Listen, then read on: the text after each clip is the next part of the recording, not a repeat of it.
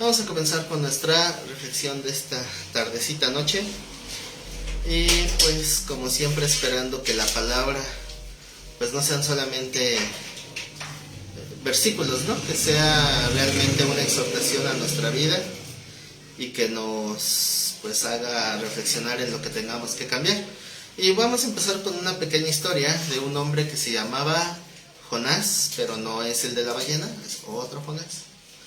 Un hombre llamado Jonás que tuvo un hijo llamado Pedro, pero no es el de la Biblia, no es ese Jonás y ese Pedro. Que cuando tuvo a su hijo, pues se acordaba todo lo que él había sufrido, y él tuvo tantas carencias, tantas cosas que él quería tener, pero no pudo. Entonces, ¿cuál es el sentimiento que se genera cuando deseas o anhelas tener algo y no puedes tenerlo? La frustración. No solamente hablamos de posesiones materiales, hablamos de situaciones. Yo quiero esto en mi vida, yo quiero esto en la vida de mis hijos, yo quiero esto, yo anhelo, yo pretendo, pero no se puede. Y entonces viene ese sentimiento de frustración. Entonces, pues Jonás escuchó que los psicólogos de ahora tienen una nueva teoría. La teoría de que para no generar frustración. ¿Cuál es esa teoría? No le digas no al niño. O sea, tú tienes que darle todo lo que te pida para que no se frustre. Porque ese es un sentimiento que los daña. Entonces no tienen que sentir frustración. Entonces su papá, o sea, Jonás le dio a su hijo Pedro todo lo que pedía. Y no soportaba decirle que no. ¿Por qué? Porque no quería que sufriera la frustración. Entonces Pedrito creció recibiéndolo todo.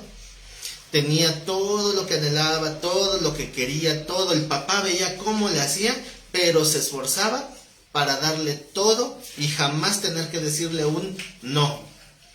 Pedrito jamás supo lo que era el no. Entonces sucedió que siendo adulto, pues Pedrito le faltó aprender algo. Le faltó aprender lo que era conseguir sus metas. Porque nunca tuvo una meta porque eran anhelos cumplidos al momento. Entonces, como no aprendió a trabajar por sus metas, cuando sus padres pues faltaron, porque eventualmente pues es algo que tiene que pasar, entonces ¿qué pasó con el pobrecito Pedrito? Se volvió fracasado. No pudo con la vida, no pudo salir adelante. Y entonces se rindió a través de que, ¿qué creen que lo hizo rendirse? La frustración. Y todo lo que quería evitar el papá es lo que terminó agobiándolo. Entonces hay un pequeño problema, ¿no? Este modelo del no decir no, pues lo han tomado también muchos pastores hoy en día. Y se convierten como así como de esos padres espirituales, consentidores, que solo endulzan el corazón de sus hijos, dándoles todo lo que pidan, todo lo que quieren. Y pues cuando empiezan a hablar así de, no sé, de qué mensaje les causa así como comezoncito, como que incomodidad, el perdón, el arrepentimiento, pues cada quien sabrá, ¿verdad? El comprometerse, cada quien sabrá qué mensaje es el que le causa esa incomodidad. Entonces cuando el pastor ve que alguno se está incomodando y le empieza a mirar feo, casi no te enojes, no te frustres, no, calma, mejor te voy a hablar del amor de Dios, de las bendiciones de Dios, de la prosperidad de Dios. Entonces dice, eso sí me gusta, ahí sí, síguele, y vamos a seguir hablando. Entonces, ¿cuál será la receta, por llamarlo de alguna manera, bíblica, para no tener frustración?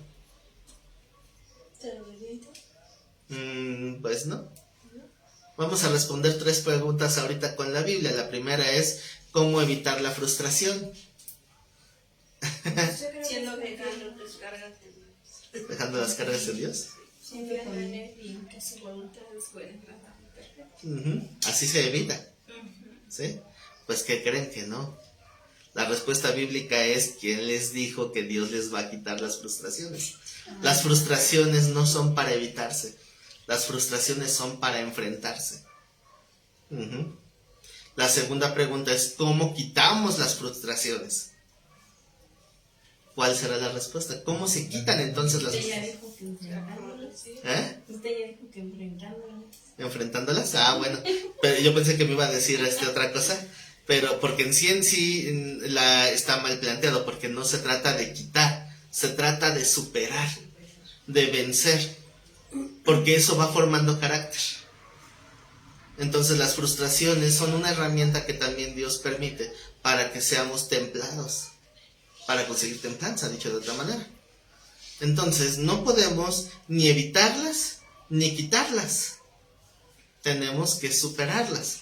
Ahora, la tercera pregunta es esa, ¿cómo la superamos? Ahí sí ya vienen las respuestas que estaban diciendo, a través de la guianza de Dios, la obediencia de Dios, y todo lo que están mencionando, ahí es donde entra, pero no es ni para evitarlas, ni para quitarlas, porque tarde o temprano vamos a sentir frustración. Yo creo que todos en algún momento lo hemos sentido, unos más, otros menos, ¿verdad?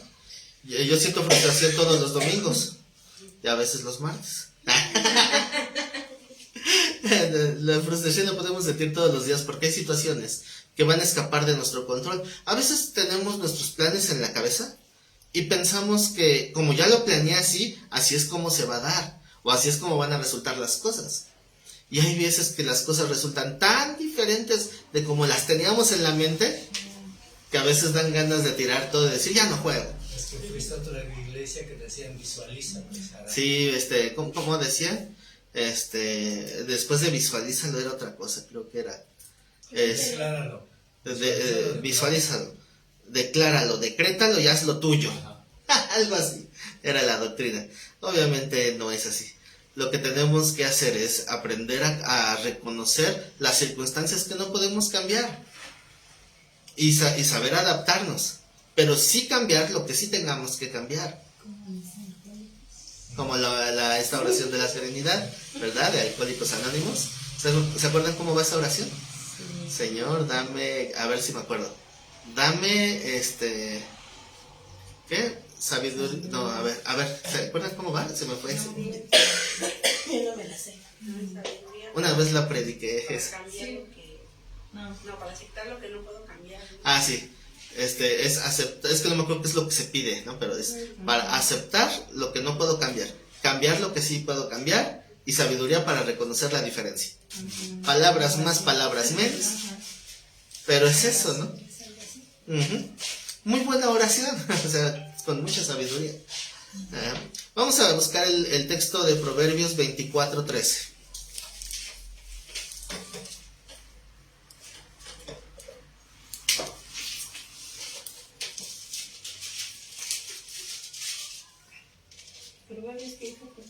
Proverbios 24:13.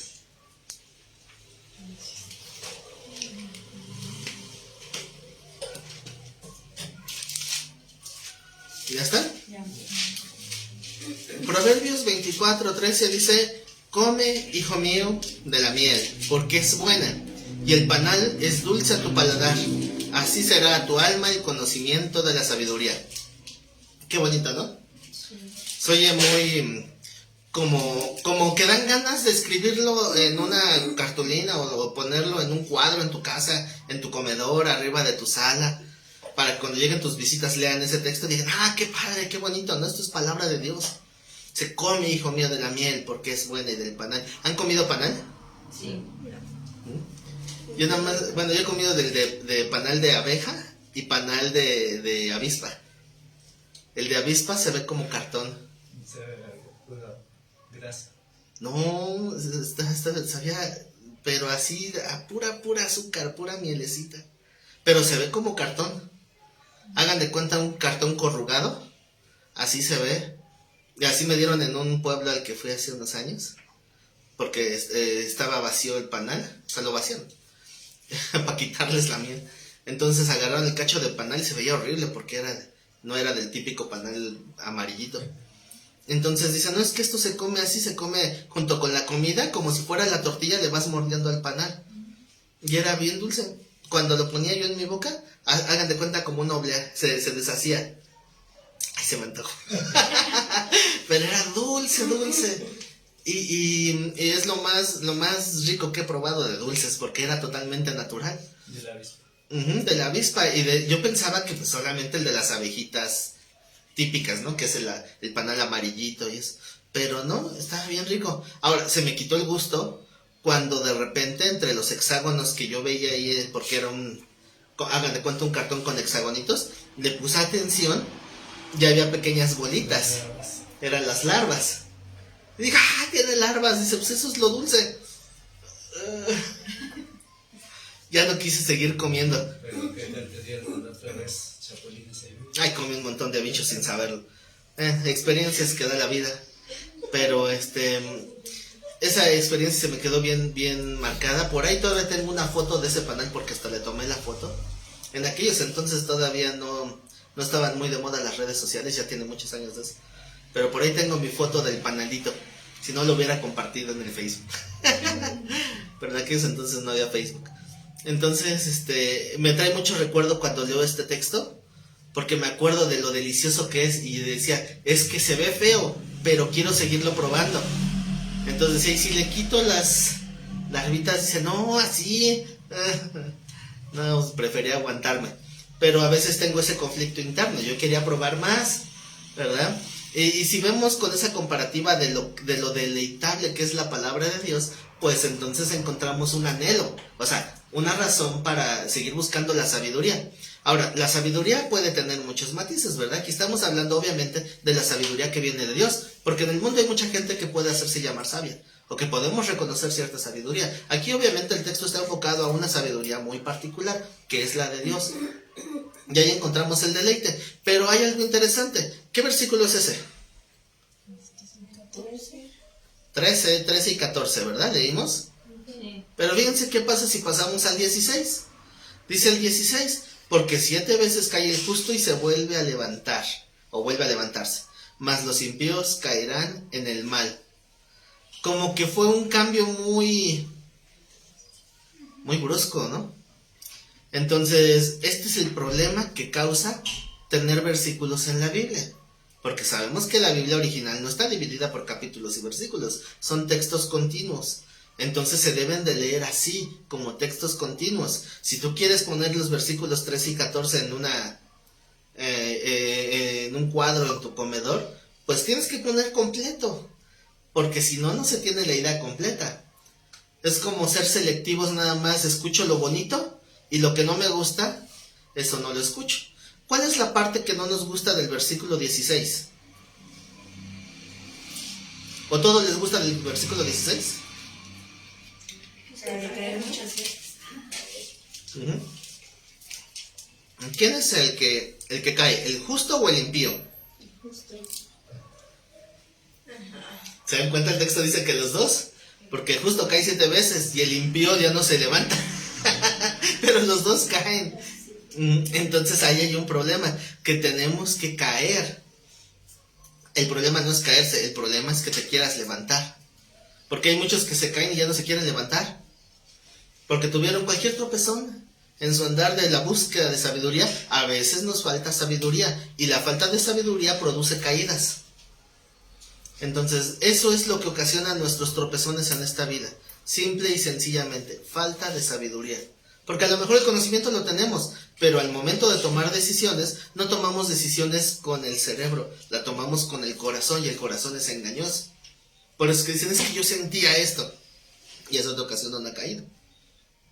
La falta de sabiduría ocasiona las caídas. Pero ¿qué tenemos que hacer?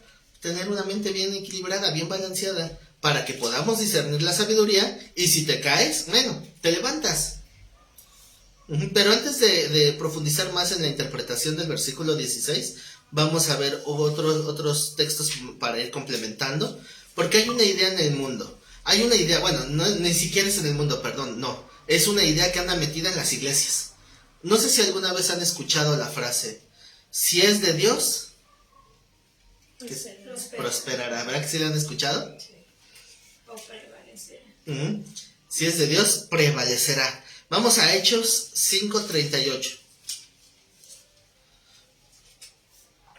Hechos 5, vamos a leer los versículos 38 y 39.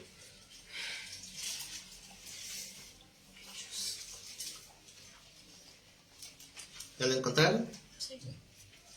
Hechos 5:38 dice: y ahora os digo, apartaos de estos hombres y dejadlos, porque si este consejo o esta obra es de los hombres, se desvanecerá, mas si es de Dios, no la podréis destruir. No seáis tal vez hallados luchando contra Dios. ¿Quién dijo estas palabras? Gamaliel. Gamaliel. ¿Y Gamaliel quién es? El maestro de Pablo. Podemos decir mucho acerca de este personaje. Gamaliel es uno de los personajes del tiempo de Cristo con una mayor reputación de sabiduría, maestro de la mejor escuela fariseica de la época. También fue nieto de Gilel, el fundador del fariseísmo, escritor del Talmud. O sea, ¿Profeta? ¿Por qué? Por esa única palabra. Por lo que decía de que si va a prevalecer o si no se va a quitar. Pero precisamente... Más valía que uno muriera y no muchos. No, le estás confundiendo con el sumo sacerdote. Sí. Caifás. Ajá. Sí, él fue el que profetizó sin darse cuenta, ¿verdad? Sí, pero este era parte del concilio, del Sanedrín, del consejo del presbiterio judío. Entonces, Gamaliel era un hombre con reputación de sabiduría. Entonces, lo que nosotros leemos aquí, ténganlo claro que no es una doctrina. Lo que estamos leyendo aquí es historia, porque el libro de Hechos es un libro histórico. El mismo nombre lo dice. ¿Qué está escrito? Los hechos, lo que ocurrió. Pero algo que ocurrió no necesariamente es porque Dios lo haya guiado. Ahora, esto suena bien, suena lógico, pero contradice muchos hechos que vemos más adelante. ¿Qué tantos tropiezos tuvo el ministerio de Pablo? Un montonal. Un chorro y dos montones, dicen. Entonces, pues, Pablo, él pues, no era de Dios, ¿verdad? Porque no prosperaba. O sea, si vemos desde esta lógica, ¿conocen una iglesia que se llama La Luz del Mundo? Sí. ¿Qué tan buena será esa iglesia? Sus inicios todas son buenas. Pero ahorita, No. ¿será que Dios está en esa iglesia? Esa misma iglesia, sus mismos líderes, han declarado que su fe no está en Dios, está en su líder. Está en un hombre, La reencarnación. al cual lo idolatran y al cual señalan como el Cordero de Dios que quita el pecado del mundo. Él y ese líder, que ahorita está en prisión, igual que fue acusado de abuso, igual que el papá de él, igual que el abuelo de él. Y esa es su iglesia. Ahora, esa iglesia es una iglesia enorme que ha trascendido, o sea, es una secta orgullosamente mexicana. Estoy siendo sarcástico. Entonces, ha trascendido México porque tiene iglesia en otros países. Y ahí en Guadalajara, que es la sede, es una mega iglesia. Tienen su ciudad aparte. Entonces, eso significa, según Gamaliel, que esa iglesia es de Dios. ¿Verdad que no? Porque esto no es una doctrina. Esto era una sabiduría natural, que no era sabiduría de Dios, no era ningún don de Dios, era sabiduría natural. ¿Por qué? Porque la base de lo que dijo Gamaliel era de que se había levantado otro antes. Si no me falla la memoria, se llamaba Teudas. Sí, no estoy muy certero en el nombre. Pero él se decía el Mesías. Entonces igual murió, pero cuando murió, todos sus discípulos se dispersaron. En base a su conocimiento y en base a su experiencia, él da estas palabras, porque fueron palabras sabias. O sea, hay que tener cuidado, no vayamos a pelear en contra de Dios. O sea, lo que dijo terminó siendo cierto, pero no aplica en todos los contextos, por el ejemplo que ya di, ¿verdad? Porque a veces Dios nos está permitiendo lidiar contra la frustración. Y lo podemos ver actualmente. ¿Cuántas iglesias de sana doctrina desaparecen? ¿Cuántos pastores tienen que estar luchando y luchando y luchando? ¿Por qué? Porque a la iglesia, hablo de los congregantes más bien, no es iglesia, congregantes, porque no todos los congregantes son iglesia. A los congregantes no les gustan las palabras fuertes. No les gusta la pena. Les gusta que les endulcen el oído. Les gusta la pura mielecita. La comezón de hoy. Entonces, obviamente, iba a crecer, está profetizado. Se amontonarán maestros conforme a sus concupiscencias. Y habrá muchos que tendrán comezón de oír precisamente a esos. Así que van a prosperar. No aplican las palabras de Gamaliel. Yo creo que sí queda claro, ¿no? Sí. Entonces eso, si es de Dios prosperará, aguas, porque hay cientos de sectas que han prosperado enormemente. Porque lo que dijo Gamaliel no es palabra de Dios. Solamente era de acuerdo al contexto específico, tenía cierta sabiduría humana. Entonces, porque significa que si queremos hacer bien las cosas y trabajamos, le echamos ganas y la obra se viene abajo, va a decir, ¿ves cómo no era de Dios? ¿Ya ves? Porque si fuera de Dios prosperaría. O sea que entonces no es de Dios. O sea, decirlo. Entonces, ¿para qué perdemos el tiempo en escudriñar la Biblia? Pues ya mejor me espero y observo. Ah, pues el pastor fulanito ya va creciendo y pues está prosperando. Ah, entonces sí es de Dios porque prosperó, ¿no? Aunque están enseñando a declarar, a decretar, a atar y desatar y bla, bla, bla. Entonces, pero está creciendo, entonces es de Dios. Es que se dejan llevar por la cantidad de gente que tienen. Se juzga muy a la ligera. Y pues actualmente se tiene como que una estrategia bien bonita, estoy siendo irónico, bien bonita, para poder discernir si algo es o no de Dios, ¿verdad? Porque la primera es, si las cosas se dan, si se dan las cosas como se tenían pensadas, ¿cuál es la frase que se dice en las iglesias? Si las cosas sí se dieron como esperaba. Dios respaldó. Pues es de Dios, ¿no? Lo que decía Gamaliel, ¿verdad? Pues es de Dios. Si no se dan las cosas, no era de Dios. ¿Sí han visto que a veces está uno luchando, intentando algo y no funciona? Entonces, ¿qué te dicen? No era de Dios. ¿Sí la han escuchado? ¿Qué tal si Dios quería que aprendieras? ¿Qué tal si Dios quería que lucharas? ¿Qué tal si, no sé, quiero poner mi changarrito de quesadillas en la esquina, pero no funcionó? No era de Dios, hermanita, dedícate a otra cosa. ¿Cómo sabes? ¿Qué tal si era que tenías que aprender a corregir? ¿Qué tal si algo estabas haciendo mal? ¿Qué tal si tu salsa estaba muy picosa y por eso nadie... No sé, o sea, pueden ser mil cosas. Pero como tenemos ese prejuicio, se dan las cosas, es de Dios. No se dan las cosas, no era de Dios. Pero hay una tercera.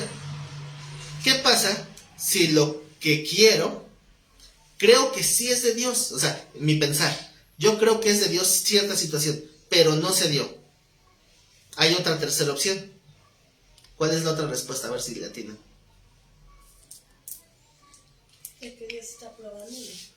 No era el tiempo. Con el tiempo de Dios. No era el tiempo de Dios, ya será en el tiempo del Señor. Esa frase me molesta. No me gusta que me la digan, de una vez les advierto, no me gusta que me lo digan, porque el Señor dice que no sabemos reconocer los tiempos. Cuando Dios nos pone una oportunidad, es porque Dios está mostrando el tiempo. Porque sobre todo me molesta cuando esa frase la dicen, cuando alguien que se le está invitando a congregarse. Dice, no, ya será en el tiempo de Dios, y yo siento que me jalan los pelos. Pero si es el tiempo. Si ya el tiempo se acerca, las señales ya están, la mies está madura, o sea, ¿qué carambas esperas? Ver al Señor ahí en el cielo para que diga, Señor, perdóname, perdóname. Ya me iba a arrepentir, ya me iba a congregar. Es que no era tiempo. ¿Se acuerdan lo de la parábola de la higuera, no? El Señor llega con la higuera y le dice, dame fruto. Y los discípulos que están juzgando la situación, todos juzgan igual, no es tiempo. ¿Por qué el Señor quiere higos cuando no es temporada de higos? Es obvio que si el Señor pide higos, le tienes que dar higos. ¿Por qué? Porque si no, no te lo pediría. Entonces llega el Señor a su pueblo, porque eso justamente fue entrando a Jerusalén, fue entrando al templo. ¿Y qué fruto esperó ver? Pues algún fruto. ¿Y qué se encontró? A los mercaderes. Una cueva de ladrones. No encontró fruto. Pero si el Señor pide fruto es porque hay que darle fruto. Nada de que en el tiempo del Señor. No, el tiempo del Señor es ya. En el momento que tienes la oportunidad. Que dicen, es que yo le predico a fulanito y es que no quiere y no quiere y no quiere. Ya será en el tiempo de Dios. No, no es correcta la frase. porque el tiempo de Dios es en el momento en que ya te llegó la invitación. Ese problema luego lo tienen muchos que de repente ya no quieren hablar con la gente porque dicen, es que no entienden, no hace caso, pero pues, la labor de uno es estarle diciendo a cuanta gente se te presente, compartiéndole. Y a lo mejor no te dicen, sí, quiero seguir o sí voy a seguir, pero lo comentan con alguien más. A veces no es que esté o no el tiempo, es que están luchando internamente. Entonces tal vez no les vamos a estar atosigando, pues porque pues va a ser contraproducente, pero sí estar al pendiente.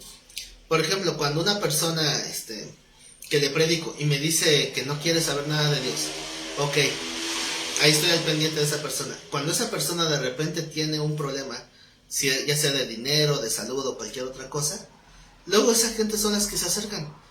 Dicen, oye, típica frase también, tú que estás más cerca de Dios, ¿puedes orar por mí? Claro que sí oro por ti, pero Dios quiere que tú ores.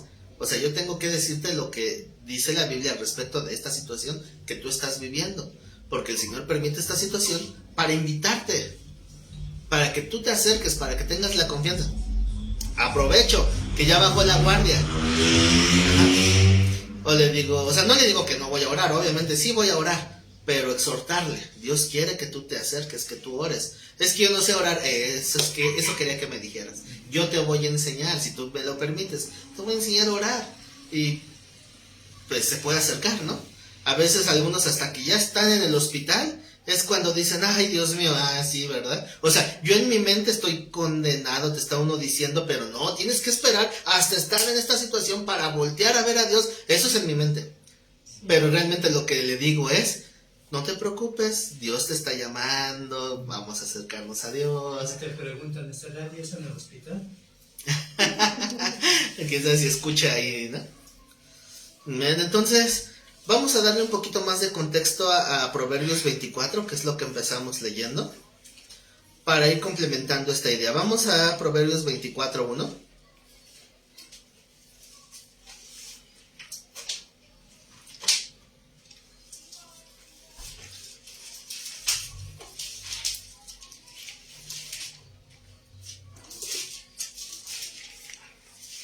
¿Ya están ahí? Proverbios 24:1 dice, no tengas envidia de los hombres malos, ni desees estar con ellos, porque su corazón piensa en robar, e iniquidad hablan sus labios. Con sabiduría se edificará la casa, y con prudencia se afirmará. Y con ciencia se llenarán las cámaras de todo bien preciado y agradable.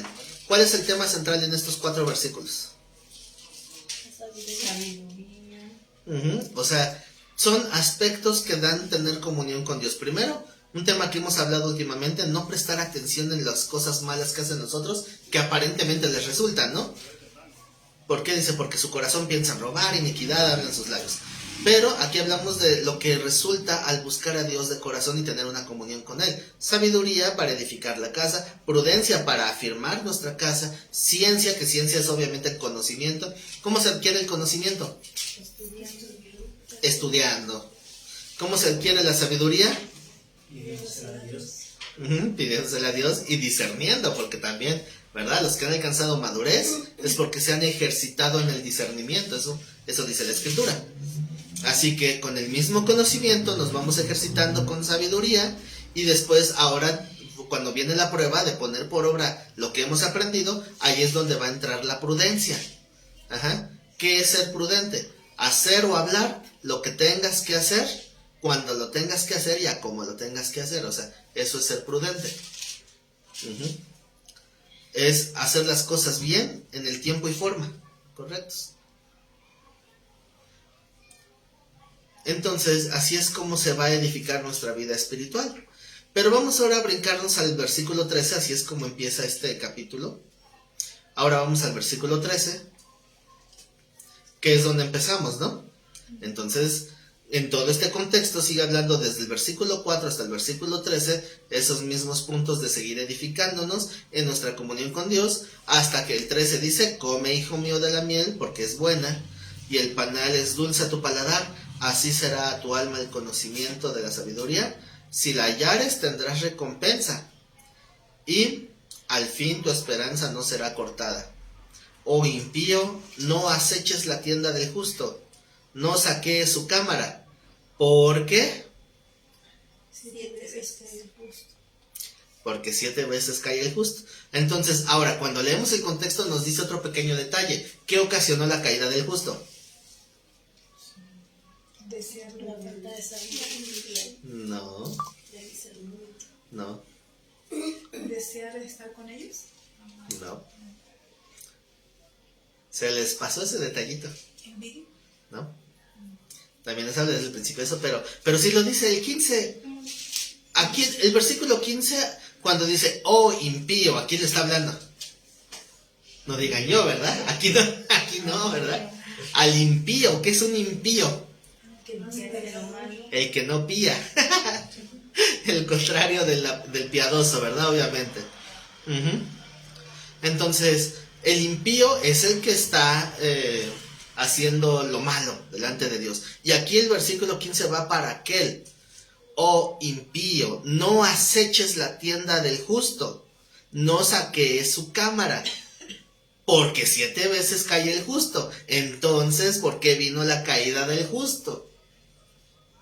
¿Por el envío? Pues por el impío. Ujú. Pero ahí, Porque como que le robó. ¿Sí? Porque le desea algo.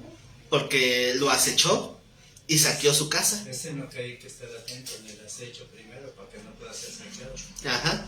Entonces se dan cuenta que aquí el contexto es bien diferente, por ejemplo, con el Salmo 91. ¿De qué habla el Salmo 91? La protección de Dios. De la protección de Dios. Pero la forma en que está redactado el Salmo 91 habla no del obrar de la gente, sino de cómo Dios actúa en ese obrar de la gente. Por eso dice el Salmo 91 que Dios te librará del lazo del cazador, que es el enemigo físico, ¿no?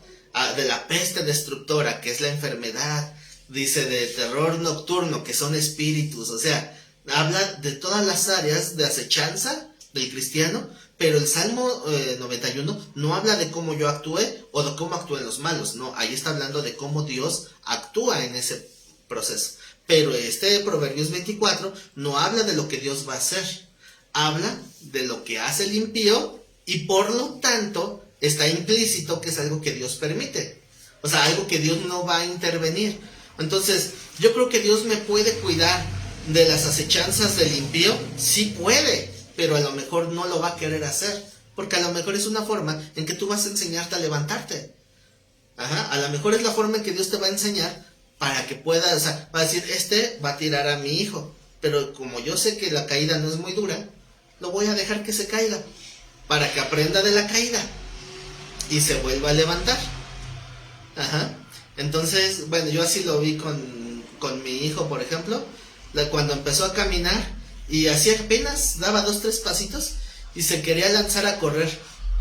Y ahí está todo, como todos los papás ahí alrededor tratando de que no se caiga, ¿no? Pero bueno, hasta que pasó, ¿verdad? Obviamente de repente se echa a correr y tómala con el cachete al suelo. Y las patitas hacia arriba. Y pues 3 segundos después, 3 milésimas de segundo después, el grito en el cielo. Entonces, de repente llega ahí un familiar que va a correr a levantarlo y como si fuera el superportero, espérate tantito.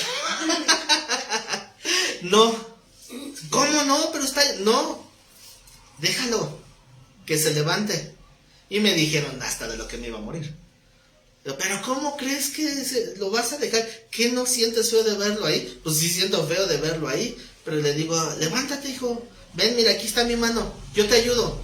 No, levanta, no, tú te tienes que levantar, pero yo te voy a dar la mano, yo te voy a ayudar, porque es lo que yo leí en la escritura, porque así es como dice Dios que trató conmigo. Si yo voy a estar aquí para darte la mano, pero tú levántate. Y no quería hasta que ya se le baja un poquito el lloriqueo, y ya se agarra de mi mano y lo ayudo a levantar. Ahora sigue intentando. No, ya no, está bien, al ratito lo vuelves a intentar. Ahorita ya, bueno, está bien, ya después pues, obviamente se volvió a intentar. Pero cuando se volvió a caer, volteó a ver quién lo veía. Nadie lo ve, entonces yo nada más le estaba viendo así de reojito, ¿no? Pero cuando se cayó, ¿qué le hago? Yo no vi nada. Y ya cuando se levanta el niño y también iba a llorar, volvió que nadie lo veía y se paró y siguió jugando. Aprendió a levantarse porque lamentablemente hay muchas mamás que lo que hacen es, por ejemplo, va el niño, se tropieza, se pega y llega la mamá. Piso malo. Ya le pegué, hijo, ya. O sea, como si el piso fuera el tonto. Exacto, buscando el culpable y no él. Sí, quitándole la responsabilidad, quitándole toda culpa. Sí, es que fue el piso, pero ya le pegué al piso. Un montón de lecciones ahí mal sembradas. Lección número 1, tú no tienes la culpa de nada aunque tú fuiste el menso que se cayó. Lección mal aprendida número 2, tienes que recriminarle a otro. Lección número 3, tienes que ser violento. O sea, ¿cuántas cosas se están enseñando mal? Y que tal vez alguien habrá hecho en su momento con sus hijos, ¿no? Entonces, eso pasa muy seguido. ¿Y por qué? Porque Dios así nos va a tratar también. Entonces yo me acuerdo una vez que casi me ahogo en Acapulco. Había huracán, no me di cuenta, pusieron bandera roja. Entonces ¿cómo se llaman? Salvavidas. Empieza a decir, sálganse porque es marea alta. Entonces, pues me salgo. Pero yo pensé que con estarme sentado en la orillita con eso bastaba. Entonces pues va subiendo la marea.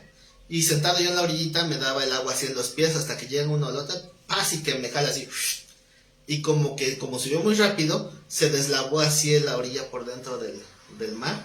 Y se hizo como un torbellino, no sé qué pasó. Pero yo me sentí en una lavadora. No sabía dónde era arriba, dónde era abajo. De repente golpeaba con la arena, pero golpeaba mi cara, luego mi rodilla, luego mi codo. Y así andaba, paz. De repente salió un poquito, jalaba un poquito de aire. No, pero yo dije ya, hasta aquí llegué. Me acuerdo que lo tenía bien claro, dije ya. Adiós, mundo cruel, Señor. Pues allá nos vemos. Hasta eso no sentí miedo, pero sí, lo que más me frustraba es que mi hermana estaba enfrente, estaba chiquita ella. Dije, se le va a quedar el trauma. Le digo, después va a decir que fue mi culpa. Entonces dije, no quiero que vea esto. Y estaba con mi mamá le pasó lo mismo. Mi mamá también se quedó ahí en el mar atrapada. Y dije, mi hermana va a ver cómo pierde a su hermano y a su mamá al mismo día, al mismo momento. Y dije, híjole. Y bueno, ya hasta que de repente, cuando en una de esas revolcadas, siento que caen mis rodillas, mis pies y mis manos en la arena al mismo tiempo. Ahora es cuando, como gato, que me agarro de la arena y que empiezo así a jalar rápido, porque no estaba muy adentro, pero se hizo ahí como un socavoncito, y que me empiezo a jalar hasta que salgo y ya que me pude salir, y luego empiezo a voltear para todos lados y ya veo por más mar adentro, que ya el salvavidas traía cargando a mi mamá. Que bueno, ya pasó. Cada vez que tosía, salía arena. No les platico de dónde salía arena. Pero el punto es, la siguiente vez que me acerqué al mar, empecé a sentir así. Dije, no, es que me quedé, como dicen por ahí, ciscado, ¿no? Me da miedo. Entonces dije, no, ya no me vuelvo a meter al mar. Pero dije, no, ¿cómo puedo quedarme así? No puedo quedarme así. Tengo que enfrentarlo, tengo que vencerlo. Porque si no lo venzo yo, entonces ¿quién? O sea, nadie lo va a hacer por mí. Y no me puedo quedar con el miedo limitándome a algo que me gusta, porque sí me gustaba entrar al mar. No me voy a limitar solamente por un trauma. Tengo que quitarme eso. Para mí eso lo visualizaba como un grillete en mi pie, como algo que no me dejaba estar en paz. Entonces, pues ahí poquito a poquito, otra vez iba caminando en el agüita. Ya después fui metiéndome a que me llegara a las rodillas. Y así poco a poco, hasta que otra vez ya me fui acostumbrando y ya. Dije, ahora cuando hay bandera roja me voy al cuarto, ya no me quedo ahí. Pero aprendí la lección, pero quiero pensar que lo superé. Hay miedos que de repente cuesta más trabajo, pero son cosas que caemos, son caídas. Pero si no aprendemos a levantarnos y afrontarlo, entonces ¿cómo nos vamos a superar? Entonces, cuando tú identificas que tienes un miedo, ¿por qué crees que Dios te lo identificó? Para que seas tú quien decida enfrentarlo. Así que ¿cuántos tienen miedo a predicar? Porque hay que afrontar sus miedos. Tenemos que superarlo. Porque dicen, es que me da miedo esto, me da miedo aquello. No debemos vivir con miedo. Si no se caen, o sea, si no lo hacen y se dan cuenta en qué están haciendo, además no pueden corregirlo porque no lo van a intentar. Entonces, el no afrontar las veces que te has caído, eso es lo que va a generar la frustración. Y las frustraciones se vuelven también raíces de amargura. Y ya impiden que la gracia de Dios se manifieste. Y entonces son obstáculos en nuestra propia vida. Tenemos que arrancar todo eso, cualquier situación que una vez nos caímos. Porque el miedo no es de gratis. El miedo es a lo desconocido o a lo que ya caímos. Algo que ya nos dañó. Entonces tenemos que enfrentar cualquier cosa que nos dé miedo. ¿Saben cuántas veces repite la Biblia la palabra no temas? Bueno, la frase. 365 veces. Una para cada día del año. No creo que sea coincidencia. 365 veces dicen no temas. Entonces, ¿por qué tememos? Porque sentimos que a lo mejor no nos vamos a levantar. Pero el que es justo delante de Dios, obviamente justo, no somos justos por nuestras obras, somos justos por la justicia de Cristo. Él nos hizo justos delante de Dios. Ahora, si nos caemos, pues nos volvemos a levantar. Y aunque Dios permita que llegue aquel que dice el texto, el impío, y que aceche nuestra tienda, y que saquee tu cámara o tu casa, dice, no importa, porque si 7 veces te caes, te levantas una 8ª vez. ¿Qué significa el número 7? O sea, que te den en toda la torre, es lo que significa. Eso significa que te caigas 7 veces. Es que te destruyan, que te den en la torre. ¿Y qué significa el número 8? Vuelves a comenzar. Entonces no importa lo que pase. Hay gente que lamentablemente pierde mucho y hay gente que pierde todo. Si no comienzas, ¿qué significa el bloque? Pues, juicio. Entonces resulta que hay gente que vienen desastres naturales y pues ha habido mucha gente que pierde todo su patrimonio, ¿no? Se queda sin casa, se queda sin nada, ni chance de rescatar sus documentos, nada, pierde todo. Y así hubo el testimonio de una familia que la entrevistan después de un huracán, no me acuerdo si fue en el de Haití. ¿No? Ajá, pero ahí van juntos, o sea, esos dos testimonios. Están entrevistando a una familia que estaba en un albergue y pues estaban destrozados, desmoralizados, y le dice, ¿cómo está su familia? Dice, pues aquí está mi papá, mi mamá, mi hermano, mi hermana. ¿Están heridos? No.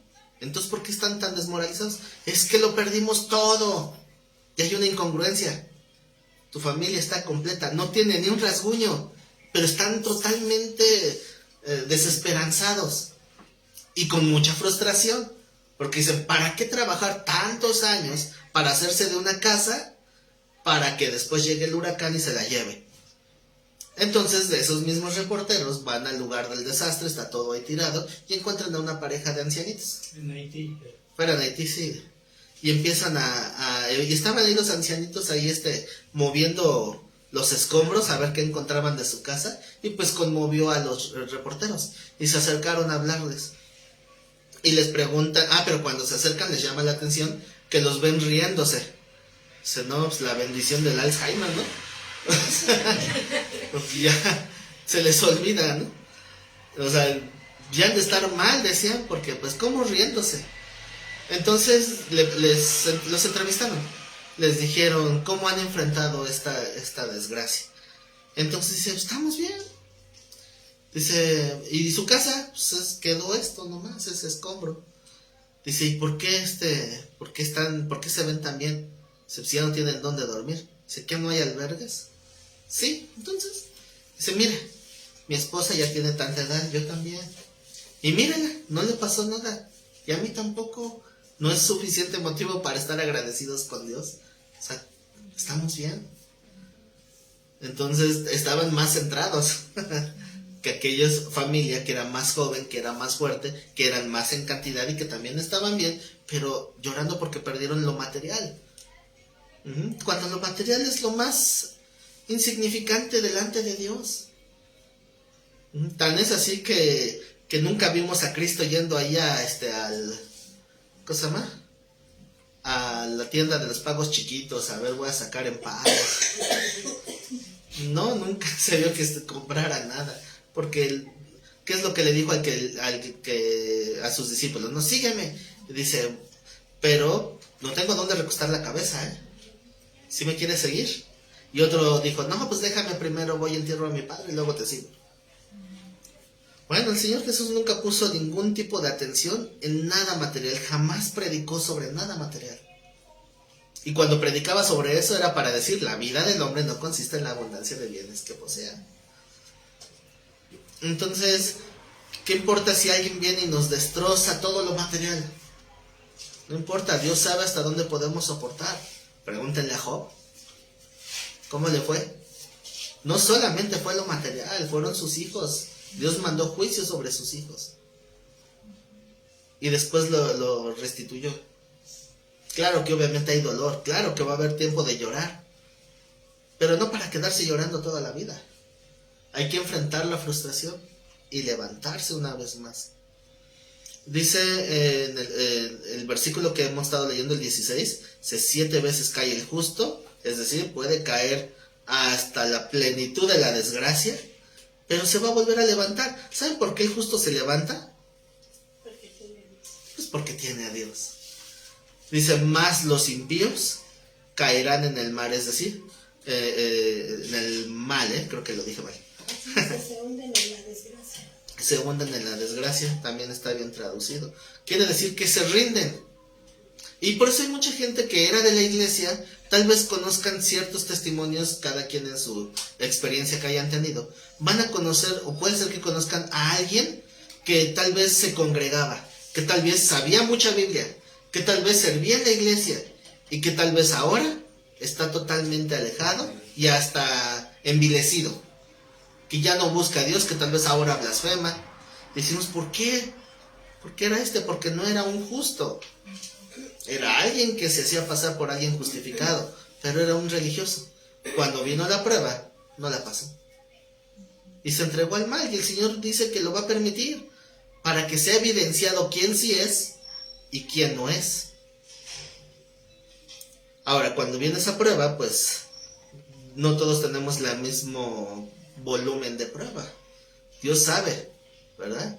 Entonces, hay una frase que usan mucho que a mí no me gusta, pero bueno, tiene cierta parte de verdad. La de, Dios le da sus mejores batallas a sus guerreros más fuertes. No estoy muy de acuerdo, ¿verdad? Pero bueno, hay más o menos. Lo que pasa es que Dios permite las pruebas. No es que sean las batallas de Dios, es que es tu debilidad o tu fortaleza.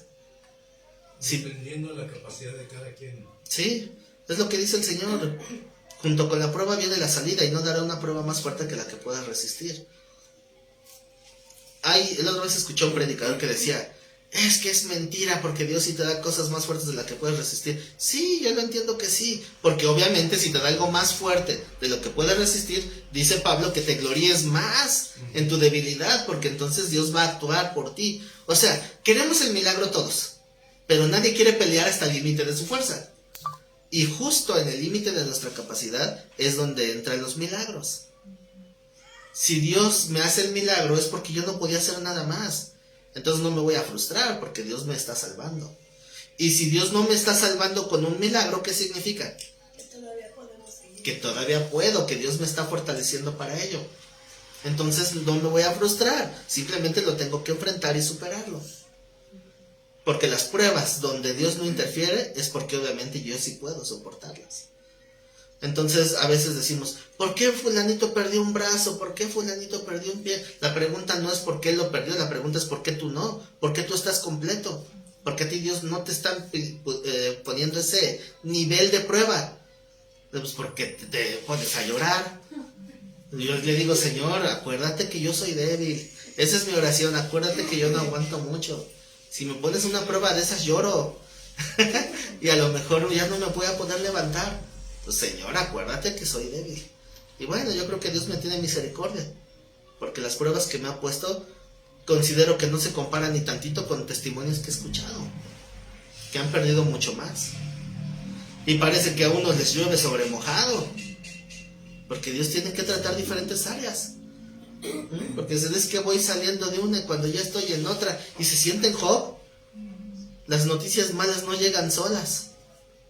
Bueno, es porque Dios te está diciendo que te vas a volver a levantar. Claro, si es que quieres. Porque si no te quieres levantar, ¿qué va a pasar? Pues no te vas a levantar. Dios no lo va a hacer por ti. Porque ¿cuál es lo primero que establecimos? Dios no te va a quitar las frustraciones. Dios te va a dejar que las superes. Y es que ahí viene la confianza en Dios. O sea, si ves que no hay el milagro como tal, pero sí está la intención de seguir adelante, te va a dar las fuerzas para seguir adelante. Vamos a la segunda carta de Corintios. Segunda de Corintios 11.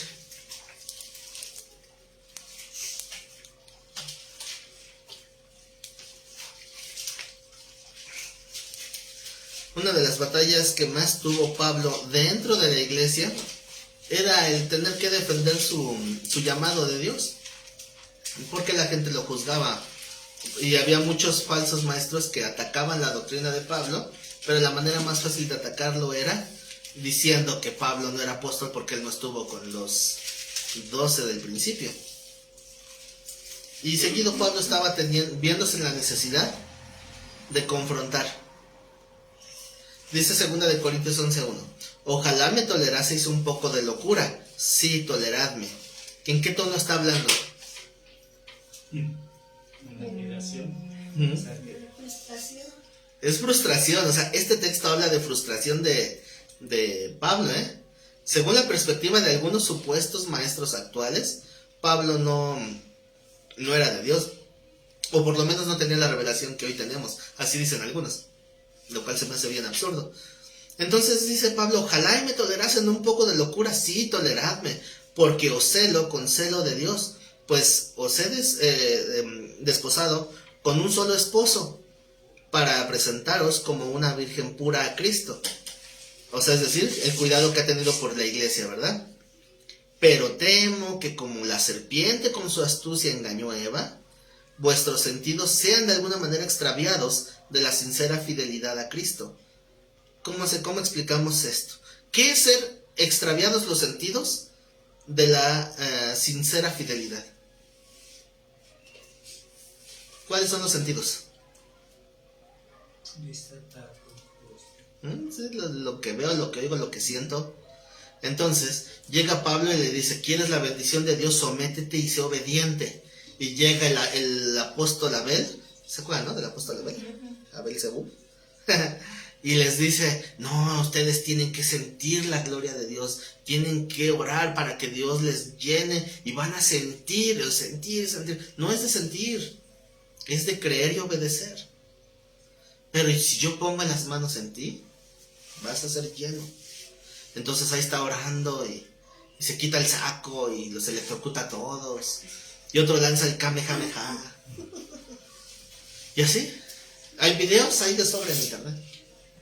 Y ahí está la gente. ¿Por qué? Porque sus sentidos son extraviados de su fidelidad a Cristo. Porque su fidelidad tal vez era honesta, pero fueron extraviados.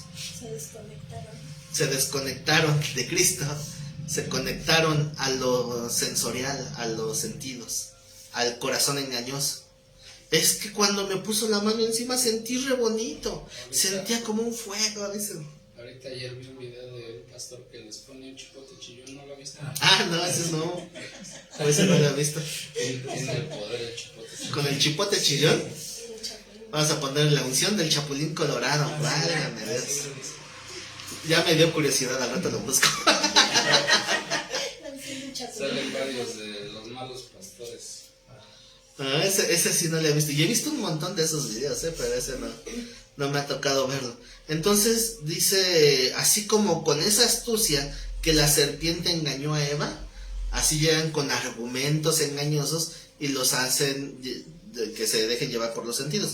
Dice el versículo 4: porque si viene alguno predicando a otro Jesús que el que os hemos predicado, o si recibís otro espíritu que el que habéis recibido, u otro evangelio que el que habéis aceptado, bien lo toleráis. ¿Se dan cuenta que nos hablaron de 3 aspectos diferentes? Otro Jesús, otro Espíritu y otro Evangelio. ¿A qué se refiere con otro Jesús? Ya hay otro texto que dice, no es que haya otro Jesús, ¿verdad? Sino que algunos pervierten la palabra. Entonces, ¿cuántos Jesuses se predican hoy en día? Jesús Adrián, Jesús Olivares, no se refiere a eso. Se refiere a la perspectiva que tenemos del Jesús de la Biblia, ¿verdad? Hay quienes le preguntas, ¿quién es Jesús? Y hay quienes te dicen, pues es el arcángel Miguel. Otros te dicen, no, pues fue un maestro de moral. Otros dicen, no, pues es es el profeta que anunciaba a Mahoma, ¿no? También así lo ven. Entonces, hay diferentes versiones de Jesús. ¿Por qué? Porque lo han visto desde diferentes perspectivas, pero son interpretaciones privadas. Tenemos que entender a Cristo de la manera correcta. Entonces, eso es que se predique a otro Jesús, que se predique otro espíritu, que reciban otro espíritu. Hay uno bien famoso llamado el Kundalini, ¿verdad? Que es, significa espíritu de la serpiente, y son rituales de la India, donde permiten que espíritus de animales los posesionen. Y anda uno ahí haciéndole como serpiente, y otro lo hace como perro, otro como gato. Pero eso se mete en la iglesia cristiana y dicen, es la unción del Espíritu Santo. Había una iglesia donde estaba una mujer con una correa en la mano, y del otro lado la correa amarrada al cuello del esposo. Digo, así los quieren traer. Y ahí va el esposo en 4 patas. Y hasta empezaba a hacer así la mímica, como que se paraba junto a la pared y levantaba la patita. Y no puede ser. Y dicen que eso es el Espíritu Santo. No puede ser. Reciben otro espíritu. De que recibieron un espíritu. Pero no es el Espíritu Santo. Porque el Espíritu Santo es santo. Por eso es su nombre. No puede ir fuera de la santidad. Entonces hay que tener mucho cuidado, porque algunos empiezan a ministrar otro espíritu. Claro que también esto no solamente se interpreta como lo literal de recibir un espíritu, sino también lo hemos estudiado, espíritu también significa intenciones, ¿verdad? O un sentir. O tendencias. Tendencias, ajá. Y el tercero, que era otro evangelio. ¿Qué significa la palabra evangelio? Buena nueva. La buena nueva, pero la buena nueva tiene un propósito muy particular, que es salvación. O sea, cuando hablamos de evangelio, es la noticia que yo antes no tenía y ahora ya tengo, por eso es buena nueva, para salvación. Anuncia la llegada de Cristo. ¿Quién fue el primero? O sea, naciendo Cristo, ¿quién dio el primer evangelismo? A ver si se acuerdan. Los ángeles. Exacto, los ángeles a los pastores, ¿verdad? ¿Qué es lo que inspiró las llamadas pastorelas? Porque llega el coro de ángeles diciendo, os ha nacido hoy en la ciudad de David Cristo Jesús, que es el Salvador, y etcétera. Entonces, ese fue el primer mensaje del evangelio, digámoslo así en el sentido propiamente de proclamar la buena nueva. Ajá. Porque esa era la buena nueva. O sea, la profecía del evangelio siempre está, desde Adán. Pero ya evangelizar, pues fue en ese caso, ¿no? Entonces, cuando llegan algunos y dicen, para ser salvo, necesitas tener fe, la fe que sea en Cristo, que sea en la obra de la cruz, y que te bautices. Ya se arruinó la doctrina. Otros te dicen, la buena nueva de salvación es que tengas fe en Cristo, que es Dios mismo, hecho hombre, que tengas fe en la obra de la cruz y que diezmes, porque si no diezmas lo pierdes. O sea, pueden tener una aparente buena doctrina y cuando le meten la levadura, pues ya se arruinó la masa. Esos son otros evangelios. Y eso es por los más disimulados, porque hay otros que de plano están mal, ¿verdad? ¿Sabes cómo reconocer una secta? Así, pregúntale, ¿qué necesito para ser salvo? Hay quien dice, para ser salvo necesitas congregarte cada 8 días. Para ser salvo necesitas ofrendar y diezmar. Necesitas pactar con Dios. Son cosas que a veces he escuchado que algunos responden, ¿no? ¿Qué es lo que dice la Biblia que se necesita para ser salvo? Creer en qué? En Dios. En Cristo y sobre la cruz. Recuerden que son 3 pilares, ¿verdad? La fe, que es el medio, Cristo es la persona y la cruz es la sustitución. Entonces son los 3 pilares de la salvación. Porque la fe no salva, porque la fe la puedes depositar en algo que no te salve, ¿no? Yo puedo tener fe en mi hojita que dice... Ay, se me fue el nombre. La que decía Tetzel, ¿no? ¿Tentación? Ya los agarra fuera de base también. Juan Tetzel. Ah, la indulgencia. La indulgencia plenaria esa. Pero la indulgencia plenaria. O sea, una indulgencia plenaria es un documento del Vaticano que te absuelve, supuestamente, de todo pecado pasado, presente o futuro. Es una garantía de que entres al cielo sí porque sí. Nada más que no ven las letras chiquitas que dice favor de presentarse en las puertas del cielo. Este documento. Pero como no te llevas nada, pues no sirve de nada.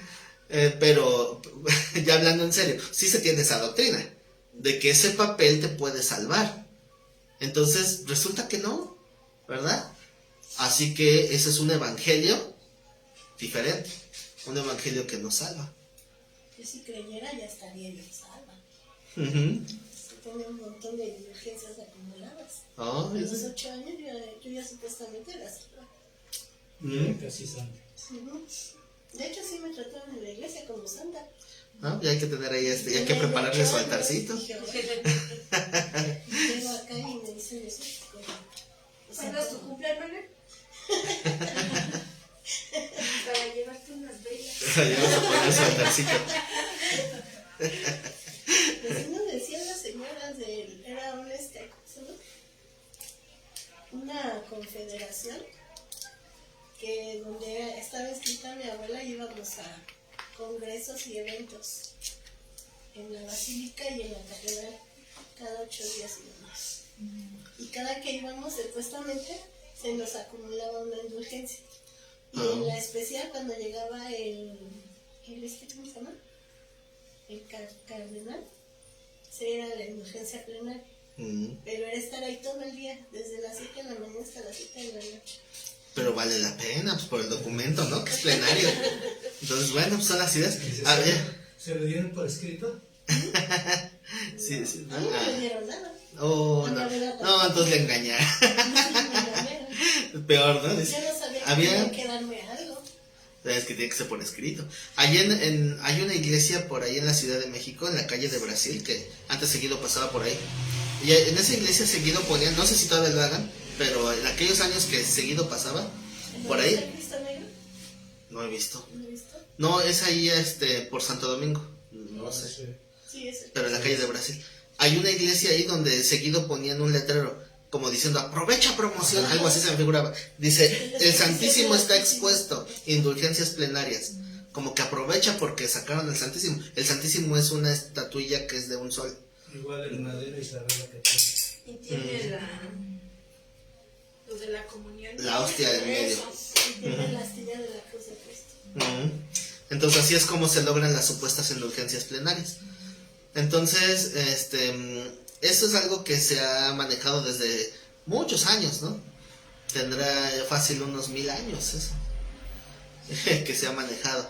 Pero actualmente las iglesias cristianas tienen su equivalente, o sea, también tienen sus evangelios todos bien raros, ¿no? De que si tú pactas con Dios garantizas tu entrada al cielo o cosas así.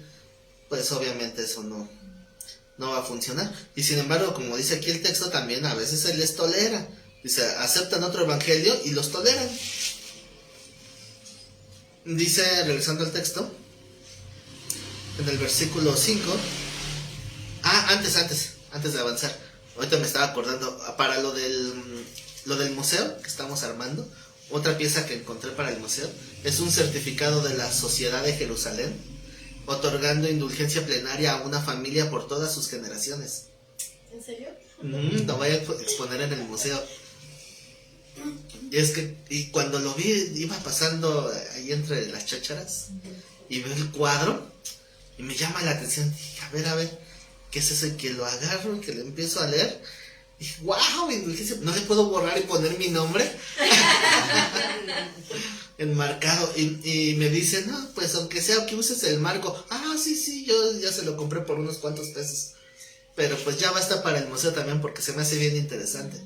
Tiene ahí las firmas de los principales de ahí.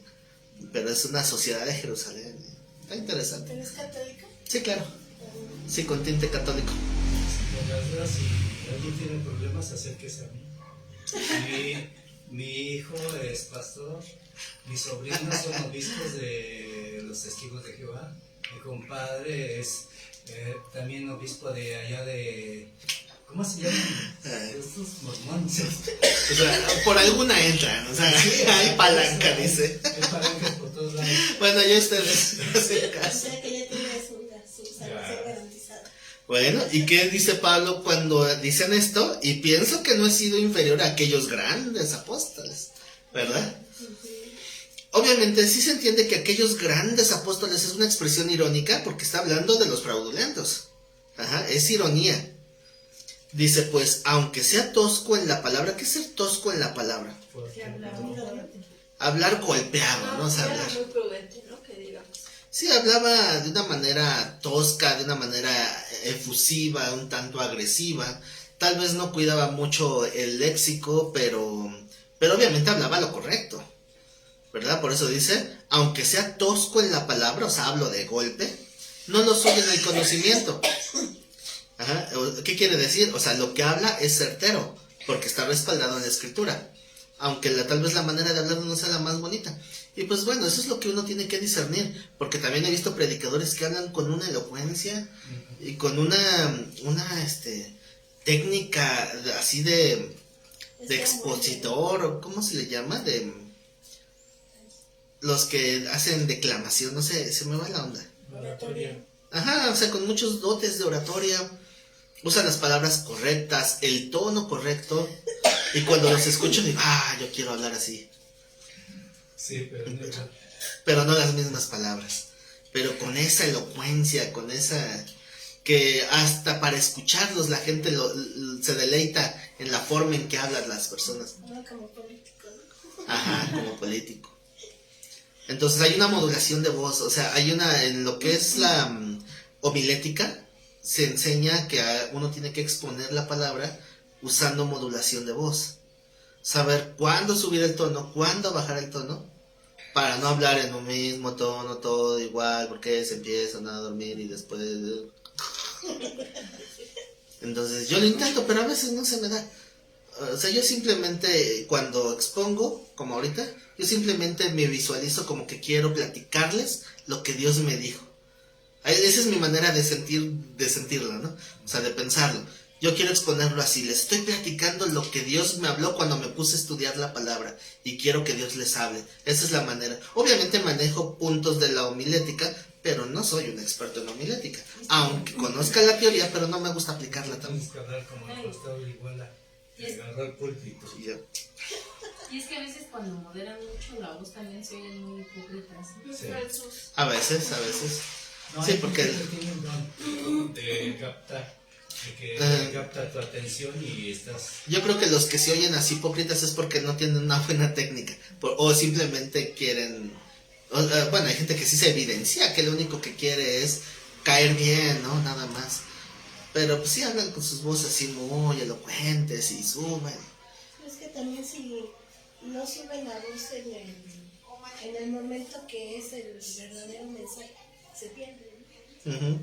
Pero es que es ser honesto, ¿no? Porque, fíjense, una vez alguien se fue de la iglesia porque decían que cuando predico yo no lloro. O sea, ese fue el argumento de una persona que se fue de la El iglesia. otro se fue porque llorabas. Y otro se fue porque lloraba. Está equilibrado. O sea, pues que vengan el día contrario y ya están a gusto, ¿no? Pues sí, pues en una ocasión que estaba todo quebrantado y me ganó el dolor y no pude contenerme. O sea, no, sea chillón y me dolió. Y otro decía, no, es que cuando escucho al pastor fulanito, él predica y hasta llora. Que si es que las almas que se pierden. Señor, tú que sabes el dolor de mi corazón. Y la iglesia llora y llora. Y eso es lo que quería ver ese hermano, que uno llorara. Le digo, es que estamos degustando la palabra de Dios. A veces vamos a llorar, pero no siempre. Es que va a haber alguien que tenga ese sentimiento en esa palabra, que no encontró una respuesta y la halló ahí. Entonces, pues yo siempre les he dicho, yo no soy ni medianamente buen orador, porque no, la verdad es que no. A veces se me lengua la traba y digo una cosa porosa, pero pero lo intento, hago lo mejor que puedo. Sin embargo, me da consuelo ver a Pablo que dice, bueno, yo tal vez soy tosco en la palabra, pero no en el conocimiento. Y eso es donde tenemos que centrar nuestra atención, que lo que estamos recibiendo tenga fundamento de conocimiento, y no solo por palabras cuidadas, por una entonación correcta, ¿no? Sino discernir que lo que estoy recibiendo realmente es algo bien fundamentado en la palabra de Dios, para que yo pueda ser edificado en ello. Y eso es lo que dice Pablo. Yo no creo ser inferior a aquellos grandes apóstoles, porque aunque sea tosco en la palabra y no hable tan bonito como ellos, no soy tosco en el conocimiento.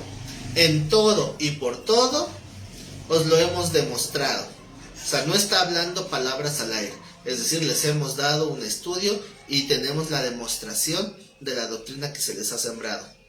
Dice, pequé yo humillándome a mí mismo, para que vosotros fueseis enaltecidos, por cuanto os he predicado el evangelio de Dios de balde. O sea, prediqué por no ser una carga aquí. Pequé, dice, humillándome a mí mismo. Dice el 8, he despojado a otras iglesias, recibiendo salario para serviros a vosotros. ¿Saben a quién se está refiriendo? Macedonia. A Macedonia. Porque la iglesia de Corinto, miren, Tenía dinero. tenía, pero no daba.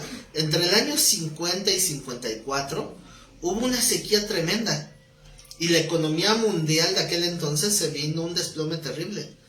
Peor que ahorita después del cobicho. Y entonces, porque recuerden que toda la economía había dos actividades primordiales, la agricultura y la ganadería. Y ambas dependen del agua, de la lluvia. Si no hay lluvia, cae. Pero resulta que Corinto era una ciudad turística, era una ciudad próspera, tenían dinero, soportaban. En cambio, Macedonia, que es específicamente los filipenses, no tenían mucho dinero. Pero en cuanto supieron que esto era a nivel mundial la escasez, dijeron, vamos a hacer ayuno, y en lugar de buscar nuestra comida, hoy lo que nos íbamos a gastar hoy, se lo mandamos a Pablo. O sea, ellos dicen que ellos se despojaron de su propio alimento para apoyar a Pablo, porque sabemos que la situación está difícil y que pues necesita también de qué vivir. Eso es algo que me llamó la atención los mormones, que cuando te decían que si podías ayunar cada día primero de mes, dices, si vas a desayunar un huevo, se tráete ese huevo o un pan, lo que sea, para ayudar a las misiones, pero es algo, tienen cosas buenas muchos lados, nomás desafortunadamente luego la confusión es tanta. Es que obviamente hay iglesias que van a hacer buenas obras, y pues por eso muchos se van con la finta, ¿no? Porque las obras, pues igual como decía el rey Saúl, quiso ser bueno y perdonar al rey, pero no estamos para hacer simplemente las cosas por ser buenas, sino hay que hacer lo correcto, y lo correcto es lo que Dios dice a como Dios dice. Entonces hay un filtro que tenemos que poner ahí. Entonces la iglesia de los macedonios aportaron ese dinero, y los corintos a pesar de que podían, no, yo lo veo que está bien, no necesita. Entonces es lo que está diciendo aquí. Dice, ese fue el problema. Dice, despojé a otras iglesias recibiendo salario para servirles a ustedes. Había una persona que luego le daba coraje, que hasta la fecha todavía le da coraje cuando se llegan a enterar algunas personas, que hay gente de otras iglesias que tienen cualquier situación, cualquier problema, y vienen, buscan mi apoyo, buscan mi ayuda, se les está asesorando, se les está dando consejería, se les va a visitar, se les está atendiendo de alguna manera, porque hay una necesidad. Y digo, ¿y tu pastor? Es que mi pastor no tiene tiempo, es que mi pastor no quiere, es que mi pastor no sabe. Peor todavía. Cuando dicen, es que le pregunto a mi pastor, dicen, no, pues no sé. Entonces, ¿qué sería? Pero dice, pero ya le junté sus diezmos, sus primicias. Y una vez una persona de la iglesia se enteró y estaba furiosa. Dice, sí, o sea, aquí te alimentas, pero allá pagas. Porque allá nació. Porque allá nació. Pues, ¿cuál nació? Pero bueno, son perspectivas, ¿no? De cada quien. Dice el versículo 11, y cuando estaba entre vosotros y tuve necesidad, hablando de económica, a ninguno fui carga, pues lo que me faltaba me lo suplieron los hermanos que vinieron de Macedonia, y en todo me guardé y me guardaré de seros gravoso, por la verdad de Cristo que está en mí, que no se me impedirá esta mi gloria en las regiones de Acaya. ¿Cuál gloria? Obviamente se refiere al no tener que depender de que se le esté dando, ¿no? Dice, ¿y por qué? ¿Porque no os amo? O sea, ¿por qué no les pedí? ¿Porque no los amo? Porque esos falsos apóstoles llegaban diciendo, Pablo ni se interesa por ustedes, porque ni siquiera está aquí, ya se fue a ver otra iglesia, qué sé yo. Dice, y todo lo que hemos pasado y todo lo que se les ha apoyado, ¿por qué? ¿Es porque no les amo? Hasta ganas dan de golpearlos, darles un buen zape, ¿no?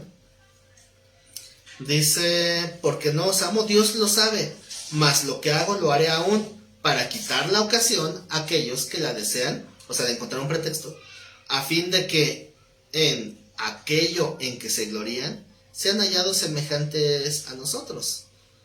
Porque estos son falsos apóstoles, digo, por si había alguna duda, que lo que antes dijo grandes apóstoles, estaba siendo irónico. Son falsos apóstoles, obreros fraudulentos, que se disfrazan como apóstoles de Cristo. Y no es maravilla, porque el mismo Satanás se disfraza como ángel de luz.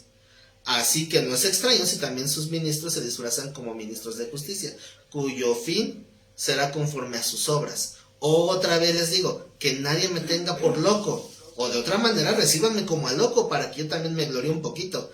Entonces, ironía, obviamente. Lo que hablo no lo hablo según el Señor, sino como en locura.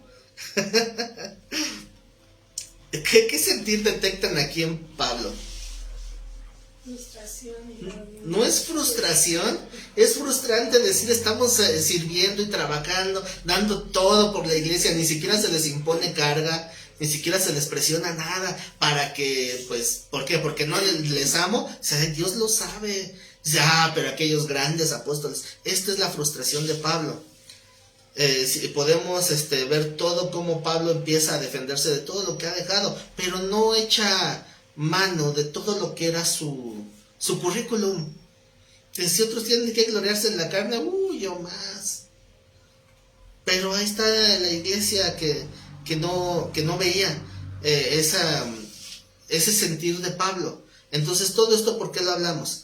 Porque así nos puede pasar. A veces podemos estar dando la vida por alguien, dando la vida por la familia, dando la vida por algún amigo, queriéndole apoyar, y resulta que te salen con que, si de seguro nada más me quieres reclutar para su religión, y te dan frustración y te dan ganas de decirles algo. ¿Sí? Así que, como dijo Gamaliel, pues Pablo no es de Dios porque no prospera, ¿no? ¿Cómo debe ser el pastor? Prosperado, dicen. Bendecido. Hasta por ahí Maldonado se burló de los pastores pobres. Hay un video que dicen, que no puede haber pastores pobres porque son malditos de parte de Dios, algo así dijo. Pues en su video nada más. Porque obviamente la Biblia no lo dice, pero él con mucha jactancia. Incluso escuché a un predicador decir, ¿quieres ser bendecido? Tienes que bendecir al bendecido. O sea, cáiganse con sus alhajas, relojes, y entonces Dios los va a bendecir. Y lo peor no es que lo hagan, lo peor es que le obedezcan. Porque, o sea, dicen que peca el que mata la vaca como el que le agarra la pata. O sea, peca tanto el que pide como aquel que da. O sea, si sabes que no es, ¿verdad? Entonces, hay que quitarnos esas perspectivas de que pues si algo está funcionando así bien y está creciendo, es porque es de Dios. No, hay que discernirlo con sabiduría de Dios.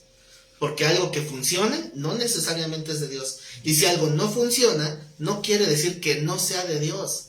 Ni tampoco que sí. Hay que discernirlo con sabiduría. Para no dejarnos llevar por esas malas enseñanzas que ya se nos han sembrado. De que pues, es que no será en el tiempo del Señor. No, es que el Señor te está esperando que te vuelvas a levantar y sigas levantándote y sigas luchando. Vamos a suponer que pues empieza esta congregación y ya vamos a cumplir un año más, ¿no? Pero si yo hubiera tirado la toalla el primer año, el segundo año que hubo un pleito muy fuerte, vaya, no, que se rasquen con sus propias uñas. No era de Dios, van a decir. He visto muchos pastores que terminan todos frustrados, amargados y resentidos porque la iglesia pagó mal, los trataron mal. Conozco un pastor que he hablado con él varias veces, desde hace años, pero nunca lo he visto en persona. Pero mucha gente cercana a mí sí lo conoció. Un pastor que su iglesia lo corrió. O sea, su iglesia pidió a las autoridades, al movimiento, para destituirlo. Y se fue, se tuvo que ir a otro lado con su corazón bien lastimado. Y me da un coraje. ¿Por qué? Porque no era de Dios. ¿Cómo es posible? Un hermano que he escuchado una de testimonios de él, porque varias gente que he conocido lo conoció. Y me decía, es que este hermano, cuando veía a alguien que no tenía zapatos, se quitaba los zapatos que traía puesto y se los daba. Tal vez yo no lo haría, tal vez a mí me va a molestar más mis callitos, no sé. Pero él tiene ese corazón. La diferencia del que quedó en su lugar, que decía que tenían que dar las Sí, ocasiones. el que quedó en su lugar pide la ofrenda, pide el diezmo, pide sembrar, pide primicias, pide para las obras que están haciendo de visitación de cárceles y enfermos, pide para eso, tienen como 6, 7 urnas, pero aparte le tienen que pagar su aguinaldo, vacaciones, la renta de su casa, el coche y la gasolina del coche, todo por separado. Y ahí está la iglesia. Porque es la labor de la iglesia, sí. Y siendo que la iglesia no la trabajó el otro. Sí. Él simplemente llegó con todo ya levantado y se sentó en su altar, en su escritorio. Y ya. Y cómo me da coraje esas cosas. Pero ya hablamos que me tengo que quitar eso, ¿verdad? Sí, fuera de rechazo en el nombre de Jesús. Pero es que él tiene su lugar. Resulta que algo, ya voy cerrando este tema. El pastor que corrieron, como les digo, yo jamás lo he visto en persona. Resultó que vio unas de mis prédicas y me hizo comentarios, o sea, me empezó a hablar en privado. No comentó, pero a favor, o sea, no estaba en contra de lo que yo hablaba. Y de repente he tenido conversaciones con él, diciendo que jamás lo conocí en persona. Y se me hizo algo bonito, porque yo no lo busqué, él me buscó a mí y compartimos la doctrina.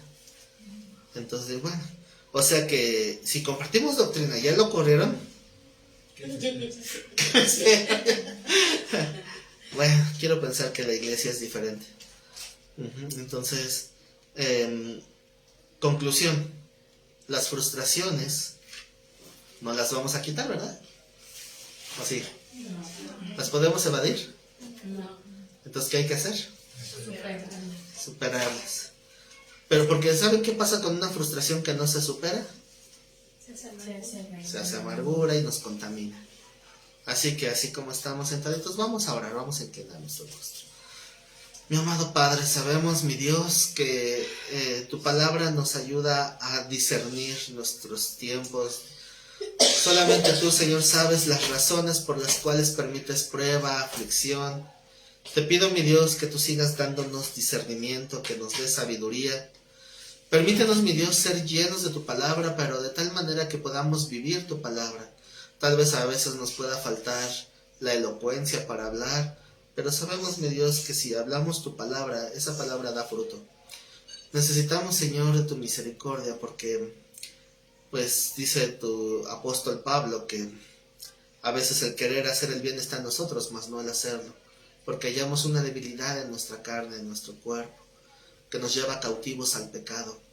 Permítenos, mi Dios, superar esos obstáculos y las situaciones que nos hagan caer, que no nos dejen tirados en el suelo. Ten esa misericordia para que extiendas una vez más tu mano a nosotros y nos levantemos. Y si 7 veces cae el justo, nos levantemos una 8ª vez. Sabemos que pueden ser, no son literalmente 7, sino que podemos caer muchas veces. Y aunque lleguemos a la plenitud de una caída, tú seguirás dándonos la mano para levantarnos e iniciar de nuevo. Tu palabra es clara, tu palabra es a veces difícil de aceptar. No quisiéramos que nos dejaras caer, pero sí entendemos que es necesario. Es necesario que vengan las aflicciones. Es necesario que seamos moldeados y formados en medio de esas aparentes tribulaciones. Pero sabemos que en todas las cosas tú estás con nosotros y nos ayudas a superarlo. Permíteme, Dios, que nuestro carácter sea formado, que domemos nuestro temperamento y que nos asemejemos cada día más a nuestro Señor Jesucristo.